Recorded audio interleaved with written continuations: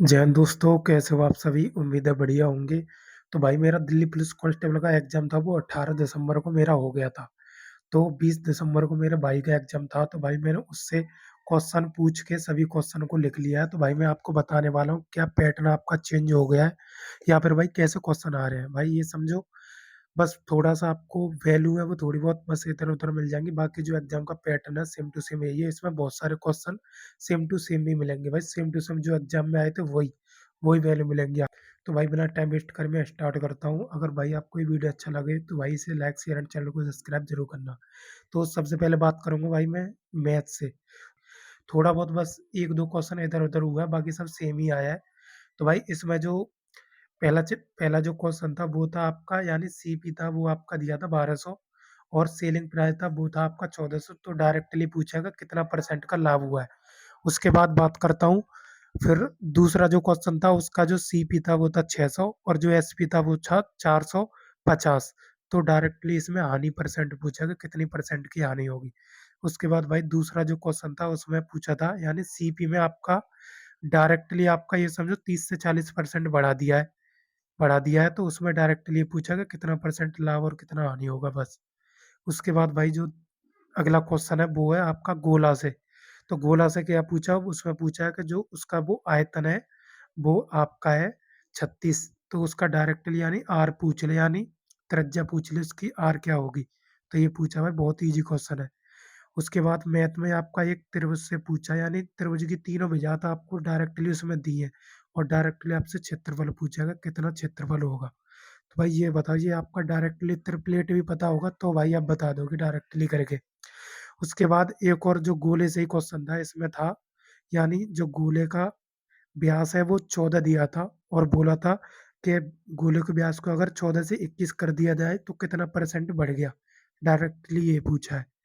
उसके बाद और क्वेश्चन था वो था भाई आपका रेशियो एंड प्रोपोर्शन से, यानी रेशियो में एक्स और वाई का रेशियो दे रखा है, जैसे 2:3।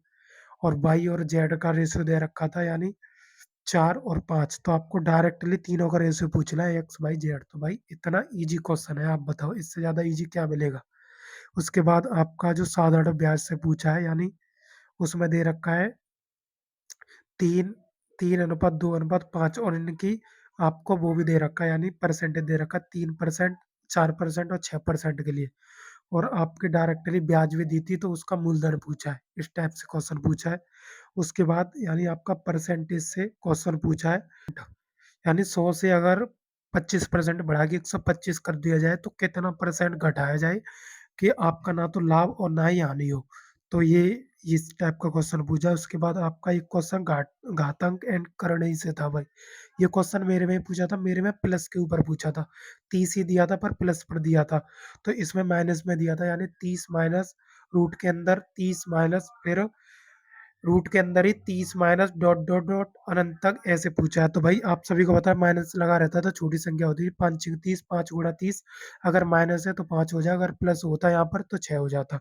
तो इस टाइप से क्वेश्चन था। उसके बाद जो अगला और एक और क्वेश्चन था वो था आपका, यानी 6 पेन और 2 पेंसिल, उनका जो मूल्य दिया था वो 80 रुपये दिया था। अगर आपकी एक पेंसिल का मूल्य अगर प्रत्येक प्रत्येक पेन से 10 ज्यादा है तो इसमें पूछा था आपका, यानी एक पेन का मूल्य क्या होगा। तो भाई ये पूछा है आपको, ये बताओ। उसके बाद भाई आपके मैथ में मैंने बताया 10 से 11 क्वेश्चन है वो बहुत इजी आ रहे हैं, आप सभी को पता है।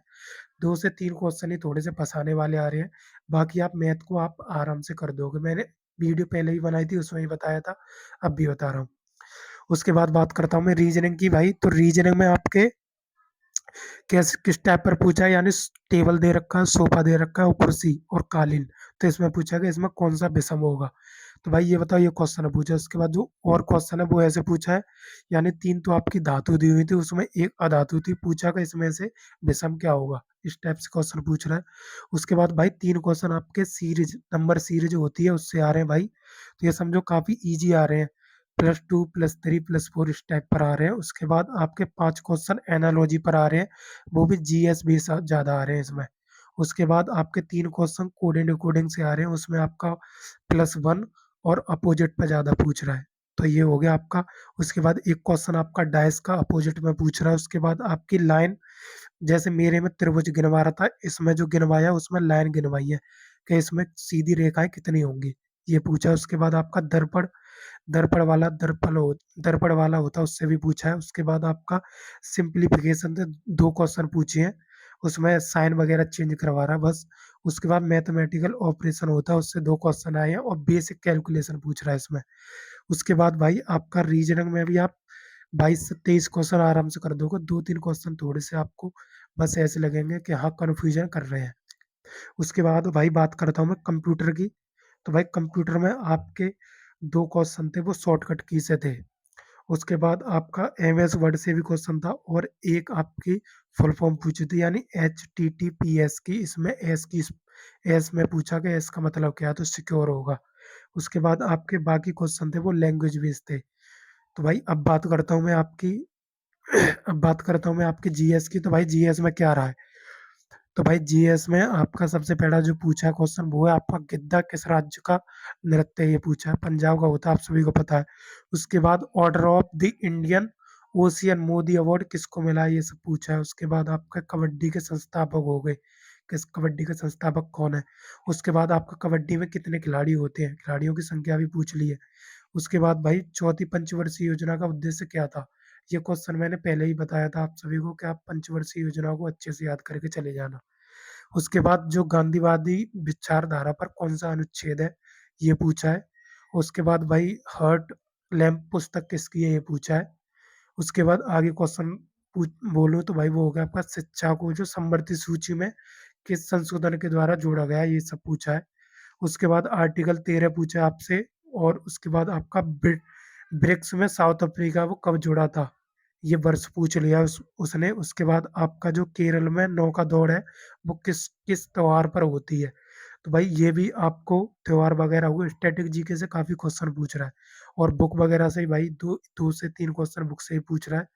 और बाकी अनुच्छेद वगैरह से तो भाई बहुत ज्यादा वेटेज है, आप सभी को पता है, 2-3 क्वेश्चन आ रहे हैं।